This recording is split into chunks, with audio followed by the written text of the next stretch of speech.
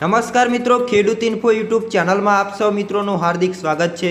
તો જાણીશું આજના તાજા અને મહત્વના હવામાન સમાચાર। ચેનલમાં નવા હોય તો ખાસ કરીને વિડીયોને દિલથી એક લાઇક કરી ખેડૂત ઇન્ફો યુટ્યુબ ચેનલને સબસ્ક્રાઇબ કરી દેજો, જેથી તમને ચોમાસા અને હવામાનને લગતા સમાચાર અમારા યુટ્યુબ ચેનલના માધ્યમથી તમને મળી જાય। તો સૌરાષ્ટ્ર અને કચ્છના આ જિલ્લાઓમાં આજે પણ વરસાદી માહોલ જામ્યો। વરસાદે ધબધબાટી બોલાવી છે। ભારે પવન, કરા અને ગાજવીજ સાથે માવઠું થયું છે, જેના કારણે ખેડૂતોમાં ભારે નુકસાન વેઠવાનો વારો આવ્યો છે। વધુમાં જાણીએ તો સૌરાષ્ટ્ર અને કચ્છના વિવિધ ભાગોમાં આજે પણ કમોસમી વરસાદ કહેર વર્તાવ્યો છે। ભારે પવન, ગાજવીજ અને કેટલાક સ્થળોએ કરા સાથે વરસેલા માવઠાએ પાક અને જનજીવનને વ્યાપક પ્રમાણમાં નુકસાન પણ પહોંચાડ્યું છે, જેના કારણે ખેડૂતોની ચિંતામાં વધારો થયો છે। વિવિધ વિસ્તારોમાં વરસાદની સાથે ભારે પવન અને વીજળી પણ જોવા મળી હતી। વધુમાં જાણીએ તો જૂનાગઢ જિલ્લાના માણાવદર અને આસપાસના વિસ્તારોમાં ખાસ કરીને બસ સ્ટેશન અને પોરબંદર રોડ સહિત વિસ્તારોમાં પવન સાથે કમોસમી વરસાદ ખાબક્યો છે। તો અમરેલી જિલ્લાઓમાં સતત ત્રીજા દિવસે માવઠું જોવા મળ્યું। બગસરા શહેરના અને ગ્રામ્ય વિસ્તારોમાં પણ વરસાદ નોંધાયો છે। જાફરાબાદના લોર સહિતના ગ્રામ્ય વિસ્તારોમાં પણ વરસેલા ધોધમાર વરસાદના પગલે સ્થાનિક નદીઓમાં પૂર જોવા મળ્યું। રાજુલા શહેર અને આસપાસના વિસ્તારોમાં પણ આજે જોરદાર વરસાદની એન્ટ્રી થઈ, જેના કારણે વરસાદથી રોડ રસ્તા પાણી થઈ ગયા હતા। સાથે કચ્છની વાત કરીએ તો કચ્છના હાજીપીર વિસ્તારોમાં પણ કરા અને ભારે પવન સાથે વરસાદ વરસ્યો છે। ધોધમાર વરસાદના પગલે ખેડૂતોમાં ચિંતાનો માહોલ જોવા મળ્યો, કારણ કે તૈયાર પાકને નુકસાન થાય તેવી પણ શક્યતાઓ છે। તો રાજકોટની વાત કરીએ તો રાજકોટ જિલ્લાના લોધિકા અને આસપાસના ગ્રામ્ય વિસ્તારોમાં પણ ભારે કમોસમી વરસાદ ખાબક્યો છે। ખીરસરા અને રણમલજી ગામે ભારે પવન સાથે વરસાદ વરસતા વૃક્ષો પણ ધરાશાયી થયા છે, જેના કારણે કેટલાક વાહનોને નુકસાન પણ પહોંચ્યું છે। સાથે મિત્રો વધુમાં જાણીએ તો ગુજરાતના હવામાન અંગે મોટી આગાહી સામે આવી છે। સાયક્લોનિક સર્ક્યુલેશન સક્રિય થવાના કારણે ગુજરાતમાં આગામી 4 દિવસ માટે સામાન્યથી મધ્યમ વરસાદની આગાહી કરવામાં આવી છે। ભારે પવન, ગાજવીજ સાથે વરસાદની આગાહી આપવામાં આવી છે।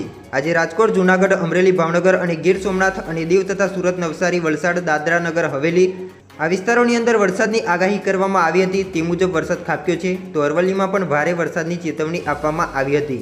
સાથે સાથે હવે મિત્રો આવતીકાલની 9 તારીખની વાત કરીએ તો 9 તારીખે કયા વિસ્તારોમાં વરસાદની શક્યતાઓ જોવા મળવાની છે, જેમાં મિત્રો શુક્રવારે બનાસકાંઠા, પાટણ, મહેસાણા, સાબરકાંઠા, ગાંધીનગર, અરવલ્લી, ખેડા, અમદાવાદ, આણંદ, પંચમહાલ, દાહોદ, મહીસાગર, તો વડોદરા, છોટાઉદેપુર, નર્મદા, ભરૂચ, સુરત, ડાંગ, નવસારી, વલસાડ, તાપી અને દમણ દાદરા નગર હવેલીમાં વરસાદની આગાહી આપવામાં આવી છે।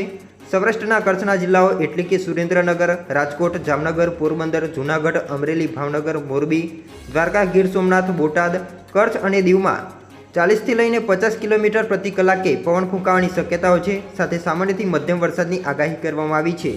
ગુજરાતના તમામ જિલ્લાઓમાં છૂટાછવાયા સ્થળોએ હળવાથી મધ્યમ વરસાદની સંભાવનાઓ રહેલી છે। સાથે 10મી તારીખની વાત કરીએ, જે રવિવારના રોજ બનાસકાંઠા, પાટણ, મહેસાણા, સાબરકાંઠા, ગાંધીનગર, અરવલ્લી, ખેડા, અમદાવાદ, આણંદ, પંચમહાલ, દાહોદ, મહીસાગર, વડોદરા, છોટાઉદેપુર, નર્મદા, ભરૂચ, સુરત, ડાંગ, નવસારી, વલસાડ, તાપી અને દમણ દાદરા નગર હવેલીમાં છૂટાછવાયા વિસ્તારોની અંદર વરસાદની આગાહી કરવામાં આવી છે।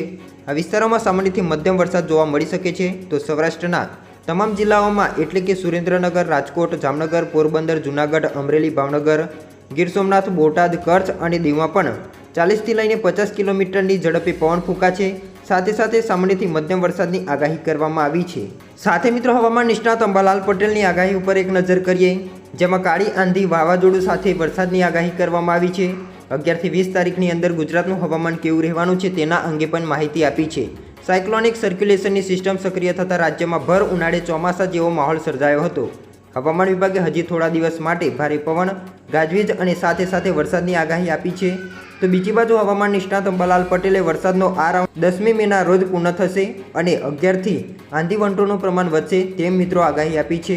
8 મેથી વરસાદનું જોર ઘટતું જોવા મળ્યું છે અને 10 મે સુધી છૂટો છવાયો વરસાદ રહેશે, પરંતુ 11થી 20 મેના રોજ આંધી વંટોળનું પ્રમાણ વધશે। અરબ દેશમાંથી કાળી આંધીઓ ચઢી આવશે અને ત્યારબાદ 25 મેથી 4 જૂન વચ્ચે અરબ સાગરમાં હળવું દબાણ ઊભું થશે અને વાવાઝોડું બનવાની પણ શક્યતાઓ છે। સાથે સાથે આ વખતે ચોમાસામાં ભારે પવન ફૂંકાવાની પણ શક્યતાઓ છે।